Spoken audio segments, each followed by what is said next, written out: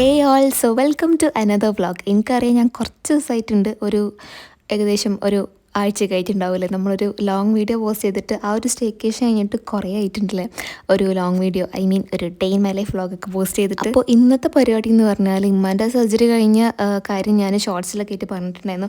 അപ്പോൾ അതിൻ്റെ ശേഷമുള്ള ഇതിൻ്റെ ഒരു റൊട്ടീൻ എങ്ങനെയാണ്, ഒരു ഡേ എങ്ങനെയാണെന്നാണ് ഈ വീഡിയോയിൽ കാണിക്കുന്നത്. പിന്നെ കുറേ പേര് കൺസേൺഡ് ആയിട്ട് നമുക്ക് മെസ്സേജും അതേമാതിരി ഒരുപാട് കമൻറ്റ് ചെയ്തിട്ടുണ്ടായിരുന്നു കേട്ടോ. എന്ന് വെച്ചാൽ ഞാൻ കുക്കിംഗ് വീഡിയോസ് പോസ്റ്റ് ചെയ്യുകയാണെങ്കിൽ പോലും അത് റിലേറ്റഡ് ആയിട്ടുള്ള കണ്ടൻറ്റ് ആവില്ല, എന്നാൽ പോലും അതിലൊരുപാട് കമൻറ്റ്സ് വന്നിരുന്നു കേട്ടോ, ഉമ്മാൻ്റെ ഹെൽത്തും കാര്യങ്ങളൊക്കെ ചോദിച്ചിട്ട്. ആൻഡ് ഒരുപാട് താങ്ക്സ് ഉണ്ട്. കാരണം ഞാൻ ഒരിക്കലും അങ്ങനത്തെ ഒരു ഇത് എക്സ്പെക്റ്റ് ചെയ്തിട്ടുണ്ടായിരുന്നില്ല. ഇത്രയും പേര് അന്വേഷിക്കുന്നു, ഇത്രയും പേര് നമുക്ക് വേണ്ടിയിട്ട് പ്രാർത്ഥിക്കുന്നതെന്ന് ഒരിക്കലും ഞാൻ വിചാരിച്ചിട്ടില്ല. Thank you so much. അൽഹംദുലില്ലാ ഇപ്പോൾ ഉമ്മാൻ്റെ ഹെൽത്തൊക്കെ റെഡിയായി വരുന്നുണ്ട് കേട്ടോ.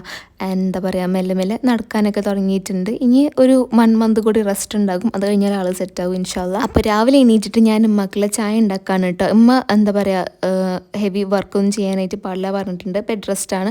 അപ്പോൾ നമ്മളുടെ ഇന്നത്തെ ഫുൾ കുക്കിംഗ് ഞാനാണ് ചെയ്യുന്നത്. സംഭവം എനിക്ക് ചായ വലിയ നിർബന്ധമല്ല കേട്ടോ, ഞാൻ കിട്ടിയാൽ കുടിക്കും, പക്ഷേ എനിക്ക് നിർബന്ധമല്ല. ഇന്നിപ്പോൾ എനിക്ക് ചായക്ക് തീരെയും മൂടില്ല. അപ്പോൾ ഉമ്മാക്ക് മാത്രമായിട്ട് ചായ ഉണ്ടാക്കുന്നത്. ഇത് കഴിഞ്ഞിട്ട് എന്താ പറയുക, പഴം പുഴുങ്ങലും പിന്നെ പപ്പായ കട്ട് ചെയ്യലും കൂടി ഉണ്ട് കേട്ടോ.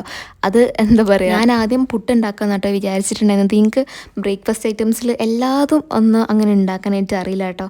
ദോശ തന്നെ ഞാൻ ഇന്നാണ് കേട്ടോ പഠിച്ചത്. എന്താ പറയുക, ബ്രേക്ക്ഫാസ്റ്റ് ഐറ്റംസ് ഉണ്ടാക്കാനറിയില്ല, ഈ അപ്പം ദോശ അങ്ങനത്തെ സംഭവങ്ങളൊന്നും നിങ്ങൾക്ക് അങ്ങനെ ഉണ്ടാക്കാനായിട്ട് അറിയില്ല. അപ്പോൾ പുട്ടുണ്ടാക്കാനറിയാം. അറിയാം, അതുകൊണ്ട് ഞാൻ മാവൊക്കെ കുഴച്ച് ഫ്രീസ് ചെയ്ത് വെച്ചിട്ടുണ്ടായിരുന്നു കേട്ടോ. അപ്പോൾ ഞാൻ ഇന്ന് പുട്ടുണ്ടാക്കട്ടെ ചോദിച്ചു. അപ്പം പറഞ്ഞ് ഇന്നലെ പുട്ടായിരുന്നില്ല, അപ്പോൾ ഇന്ന് പുട്ട് വേണ്ട, പഴം പുഴുങ്ങി തന്നാൽ മതി എന്ന് പറഞ്ഞിട്ടുണ്ടായിരുന്നു. പിന്നെ ഇവിടെ സാധനങ്ങളും കുറവായിരുന്നു കേട്ടോ. അപ്പോൾ അതൊക്കെ വാങ്ങിയിട്ട് വേണം ഇനി നെക്സ്റ്റ് പരിപാടികളൊക്കെ ചെയ്യാനായിട്ട്. പിന്നെ ഹോസ്പിറ്റലിൽ നിന്ന് ഡിസ്ചാർജ് ചെയ്ത് വന്നപ്പോൾ അന്ന് രാത്രി ഫ്രൂട്ട്സ് വാങ്ങിയതിൻ്റെ കൂടുതൽ ഈ ഒരു പപ്പായ വാങ്ങിയിട്ടുണ്ടായിരുന്നു കേട്ടോ. അപ്പോൾ ഉമ്മ പറഞ്ഞു ഇന്ന് പപ്പായ മതി, അതുകൊണ്ട് ഞാൻ പപ്പായ കട്ട് ചെയ്ത് കൊടുക്കാമെന്ന്. അത്യാവശ്യം നല്ല വലിയൊരു പപ്പായ ആയിരുന്നു കേട്ടോ. 2 ദിവസത്തേക്ക് നമുക്കിത് കഴിക്കാനായിട്ടുണ്ടായിരുന്നു. തൽക്കാലം ഇത് കൊണ്ടേ കൊടുത്തിട്ട് ആ വിശപ്പൊന്ന് ശമിപ്പിക്കാം, എന്നിട്ട് നമുക്ക് അടുത്തായിട്ട് ഉണ്ടാക്കാം. അടുത്തായിട്ടൊന്നും പറയാൻ മാത്രമൊന്നുമില്ല, പഴം പുഴുങ്ങാന്ന്. പിന്നെ ഉമ്മാനോട് എന്താ പറയുക, ഈ പഴം നേന്ത്രപ്പഴം കഴിക്കാനായിട്ട് പറഞ്ഞിട്ടുണ്ടായിരുന്നു കേട്ടോ. ഫൈബർ കൂടുതലുള്ള ഫുഡ് കഴിക്കാനായിട്ട് പറഞ്ഞിട്ടുണ്ടായിരുന്നു. പിന്നെ ഒരുപാട് പേര് എന്താ പറയുക ചോദിച്ചിട്ടുണ്ടെന്ന്, എന്താ അസുഖം എന്ന്. അങ്ങനെ ഭയങ്കര അസുഖമായിട്ട് അങ്ങനെയൊന്നുമില്ല കേട്ടോ. ജസ്റ്റ് ഒരു മൈനർ സർജറിയാണ്, ഭയങ്കര വലിയ സർജറി ഒന്നുമല്ല, പേടിക്കാൻ മാത്രമുള്ള സർജറി അല്ല, ഒരു നോർമൽ സർജറിയാണ്. അത് 1 മാസം ബെഡ് റെസ്റ്റ് ഒക്കെ എടുത്ത് കഴിഞ്ഞാൽ പിന്നെ വേറെ കുറച്ച് കാര്യങ്ങളൊക്കെ ഒന്ന് ശ്രദ്ധിച്ച് കറക്റ്റ് മെഡിസിൻസും കാര്യങ്ങളൊക്കെ എടുത്താലും മാറും. ഒരുപാട് പേര് കൺസേൺ ആയിട്ട് ചോദിച്ചിട്ട് അതാണ് ഞാൻ പറഞ്ഞത്, പേടിക്കാൻ മാത്രമായിട്ട് ഒന്നുമില്ല അൽഹംദുലില്ലാ. പിന്നെ എന്താ പറയുക, ഞാൻ ദോശ ഉണ്ടാക്കാൻ പറ്റുമെന്ന് ഞാൻ പറഞ്ഞില്ല. അപ്പം ഞാൻ അരി വെള്ളത്തിലിട്ട് വെക്കുകയാണ് കേട്ടോ. നാളെ നമുക്ക് ദോശ ഉണ്ടാക്കാൻ വേണ്ടിയിട്ട്. എനിക്ക് ദോശ, ഇഡ്ഡലി, അതേപോലെ സാമ്പാർ, ചട്നി, ചമ്മന്തി ഇതൊക്കെ ഭയങ്കര ഇഷ്ടമാണ് കേട്ടോ. ഈ അരി ഉഴുന്നൊക്കെ കുതിരാൻ വേണ്ടിയിട്ട് വെച്ചിട്ട് പിന്നെ ഞാൻ നേരെ പുറത്ത് സൂപ്പർ മാർക്കറ്റിൽ പോയിട്ട് എനിക്ക് കൊറിയർ എടുക്കാനും ഉണ്ട്, പിന്നെ അതേപോലെ സൂപ്പർ മാർക്കറ്റിൽ പോകാനായിട്ടുണ്ട് കേട്ടോ. കൊറിയർ വേറെ ഒന്നുമല്ല, എൻ്റെ ഇത് ഔട്ട്ഫിറ്റാണ് കേട്ടോ. സംഭവം അത് ഞാൻ ഹോസ്പിറ്റലിൽ എല്ലാ ടൈമിൽ തന്നെ വന്നതാണ് കേട്ടോ. അപ്പോൾ ഞാൻ അവിടെ എത്തിയതിനെ കൊണ്ട് എന്താ പറയുക, എനിക്കിത് കളക്ട് ചെയ്യാനായിട്ടും പറഞ്ഞില്ല. പിന്നെ വീടിൻ്റെ ഫ്രണ്ടിൽ വെക്കാനായിട്ട് പറയാനും പറ്റില്ല.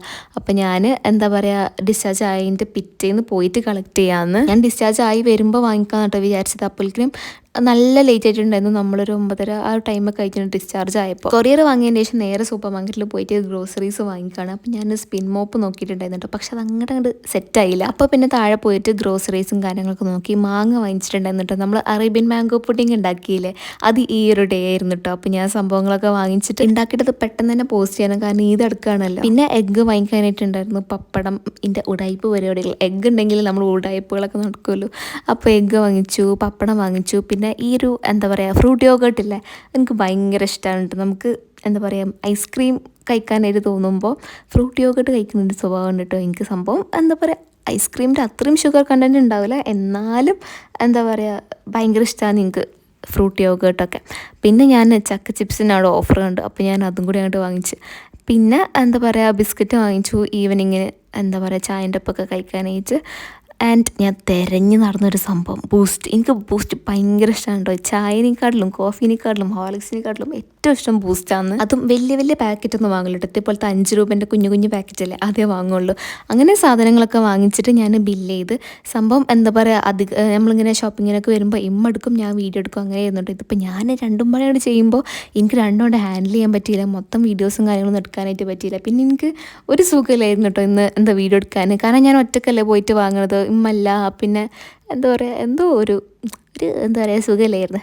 എനിക്ക് പോയി വന്ന് സാധനങ്ങളൊക്കെ എന്താ പറയുക അതിൻ്റേതായ സ്ഥലത്ത് നമ്മൾ എടുക്കുകയാണ് കേട്ടോ. കാരണം എന്താ പറയുക ഇത് ഇപ്പോൾ ഞാനിങ്ങനെ കുന്നുകൂട്ടി ഇങ്ങനെ ഇട്ട് കഴിഞ്ഞാൽ എനിക്ക് പിന്നെ ഇവിടെ ഒരു സ്ഥലം ഉണ്ടാവില്ല. നമ്മൾ കിച്ചൺ ഒരു കുഞ്ഞി കിച്ചണാണ് കേട്ടോ. അപ്പോൾ നമ്മൾ ഇത് മര്യാദക്ക് ഓർഗനൈസ് ചെയ്ത് വെച്ചിട്ടില്ല എന്നുണ്ടെങ്കിൽ എന്താ പറയുക വേറെ ഒരു കാര്യത്തിന് നമുക്കൊരു സ്പേസ് കിട്ടൂല, എന്താ പണിയെടുക്കാനുള്ള ഒരു സ്പേസ് കിട്ടൂല. അപ്പം ഞാനിത് കവറിൽ നിന്ന് എടുത്തിട്ട് അതിൻ്റേതായ സ്ഥലത്ത് അപ്പം ഞാൻ എടുത്ത് വെക്കാമെന്ന് കേട്ടോ. ഈ വീഡിയോസ് കാണുമ്പോൾ നിങ്ങൾക്ക് ശ്രദ്ധിച്ച് നോക്കിയാൽ നിങ്ങൾക്ക് മനസ്സിലാക്കും ഞാൻ കുറേ മാങ്ങ വാങ്ങിച്ചിട്ടുണ്ട്.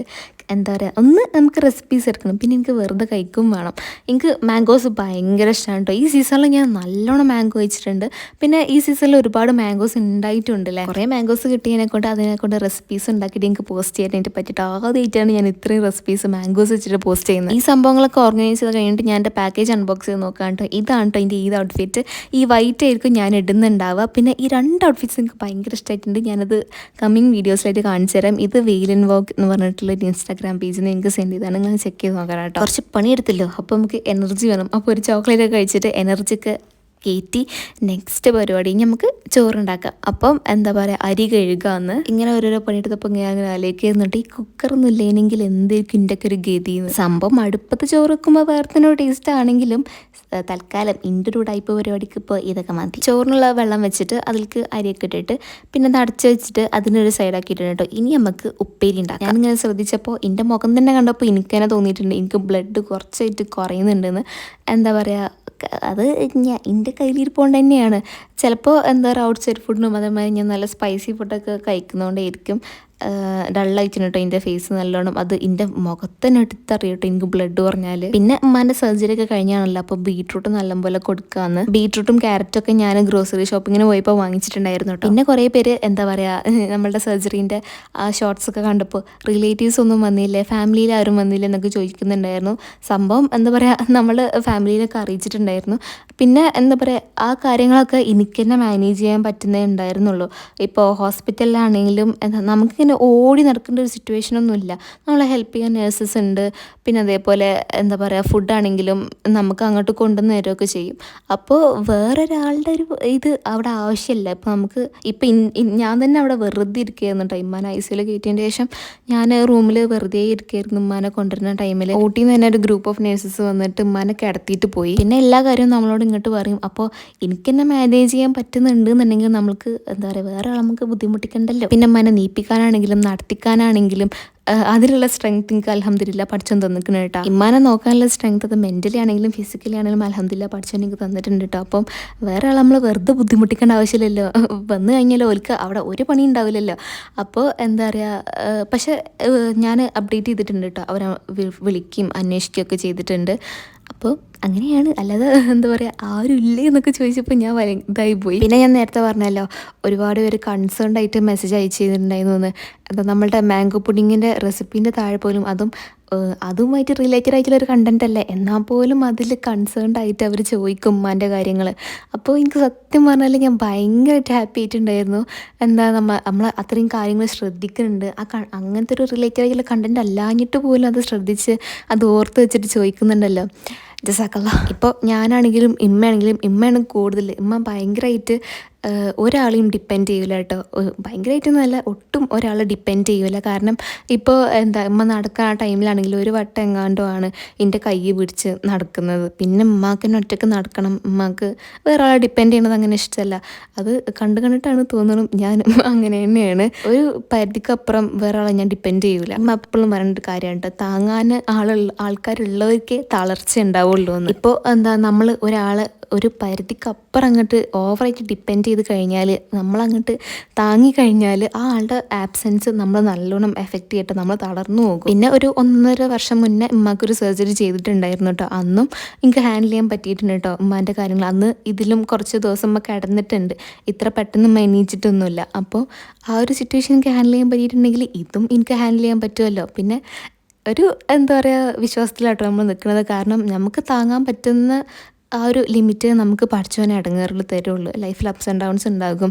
അത് ഒരു ലിമിറ്റിലേ നമുക്ക് പഠിച്ചവൻ തരുള്ളൂ. നമുക്ക് താങ്ങാൻ പറ്റുന്നതിന് അപ്പുറത്തേക്ക് പഠിച്ചാൽ നമുക്ക് തരൂല. ഇപ്പോൾ ഒരു എക്സാമ്പിൾ എടുക്കുകയാണെന്നുണ്ടെങ്കിൽ എന്താ നമ്മളൊരു കാര്യത്തിന് ഒരു ഉറപ്പില്ലാത്ത കാര്യത്തിന് എന്തൊരു ഡിസിഷൻ നമ്മൾ എടുക്കുകയാണെന്നുണ്ടെങ്കിലും എന്താ ഇമ്മ ഇങ്ങനെ പറയും, എന്താ എന്ത് തന്നെയാണെങ്കിലും ഇപ്പം നമ്മൾ ആ ഒരു ഡിസിഷൻ എടുത്തിട്ടുണ്ടെന്നുണ്ടെങ്കിൽ അത് നമ്മുടെ നല്ലതിനാണ്.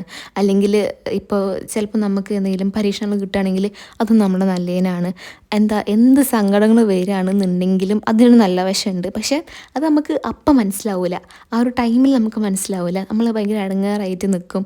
പിന്നെ കുറച്ചങ്ങോട്ട് കഴിയുമ്പോഴായിരിക്കും അന്ന് അത് എന്തുകൊണ്ടാണ് സംഭവിച്ചതെന്ന് നമുക്ക് മനസ്സിലാവും. ഞങ്ങൾക്ക് രണ്ടുപേർക്കും അങ്ങനത്തെ ഒരുപാട് എക്സ്പീരിയൻസ് ഉണ്ട് കേട്ടോ.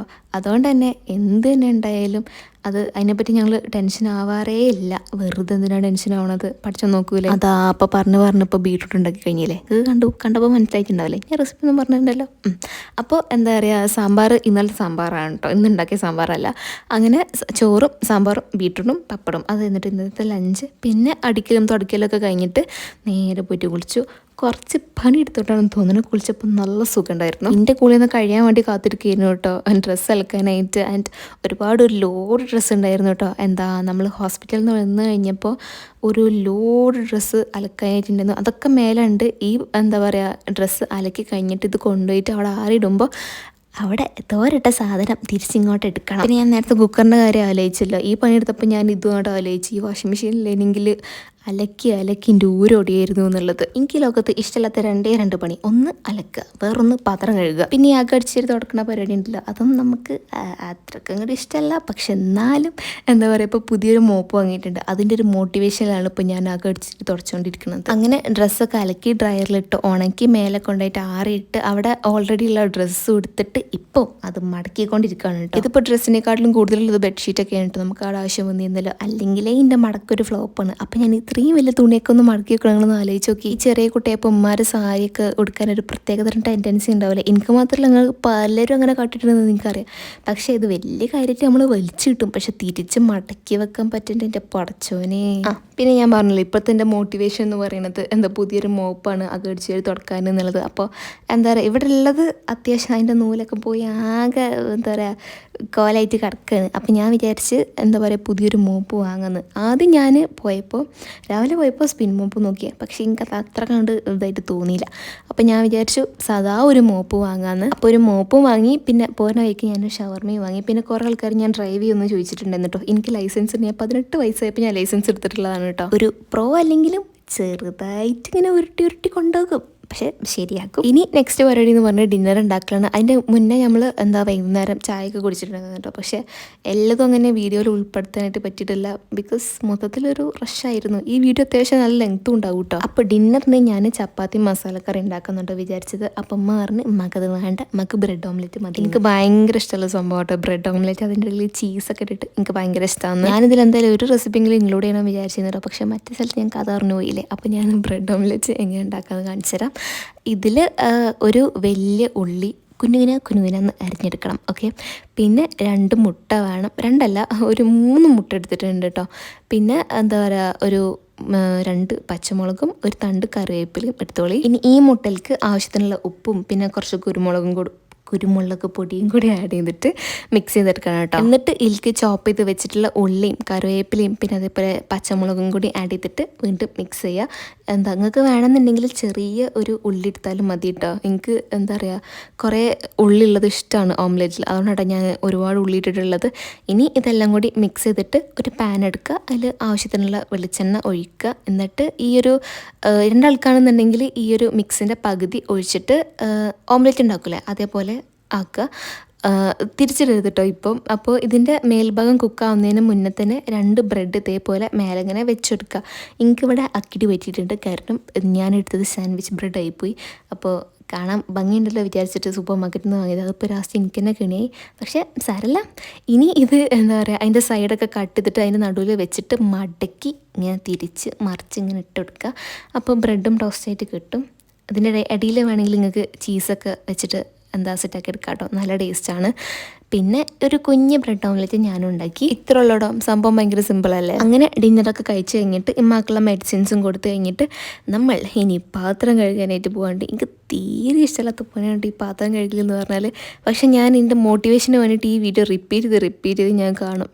നാളെ എനിക്ക് ഇനി പാത്രം കഴുകാനുള്ള മോട്ടിവേഷൻ ഈ വീഡിയോ ആണ്. സാധാരണ ഞാൻ അധിക ദിവസം ഒരു 1 മണി 2 മണി 3 മണി ആ ടൈമൊക്കെ ആകുമ്പോഴാട്ടോ ഉറങ്ങൽ. പക്ഷേ ഇപ്പോൾ നല്ല നേരത്തെ ഉറങ്ങുന്നുണ്ട്. 11 മണി 10 മണി ആ ടൈമൊക്കെ ആകുമ്പോഴേക്കിനും ഉറങ്ങുന്നുണ്ട്. പക്ഷേ ഈ വോയിസ് ഓവർ കൊടുക്കുന്നത് 3 മണിക്കാട്ടോ. കാരണം ഞാൻ എഡിറ്റ് ചെയ്ത് വോയിസ് ചെയ്ത് വന്നപ്പോഴേക്കിനും നല്ല ടൈമായി. എനിക്കൊരു ലോങ് വീഡിയോ എഡിറ്റ് ചെയ്ത് അത് വോയിസ് കൊടുത്ത് അപ്ലോഡ് ചെയ്യാൻ തന്നെ ഒരു മിനിമം 4 മണിക്കൂറെങ്കിലും എടുക്കും കേട്ടോ. 6 മണിക്കൂർ ആ ഒരു ടൈം എടുക്കും. ആൻഡ് ഇപ്പോൾ കുറച്ചൊക്കെ പ്രൊഡക്റ്റീവായ മാതിരിയും ഒരു റൊട്ടീനൊക്കെ വന്ന മാതിരിയൊക്കെ ഫീൽ ചെയ്യുന്നുണ്ട് കേട്ടോ. രാവിലെ ആണെങ്കിലും നല്ല നേരത്തെ എണീക്കുന്നുണ്ട്. എനിക്കൊരു ഫുൾ ഡേ കിട്ടണ മാതിരിയൊക്കെ തോന്നുന്നുണ്ട് കേട്ടോ. മറ്റേത് നട്ടുച്ചയ്ക്ക് എണീറ്റ് വരും, അപ്പം നമുക്കൊരു ഡേ ഒരു ചെറിയൊരു ഡേയിൽ നമുക്ക് കിട്ടണമല്ലോ. നമ്മുടെ ദിവസം ഭയങ്കര ചെറുതായിട്ടൊക്കെ ആയ മാതിരി തോന്നും. പക്ഷെ ഇപ്പം അങ്ങനെയല്ല, ഇപ്പോൾ കുറച്ച് വലിയ ഡേ ആക്കിയിട്ട് തോന്നുന്നുണ്ട്.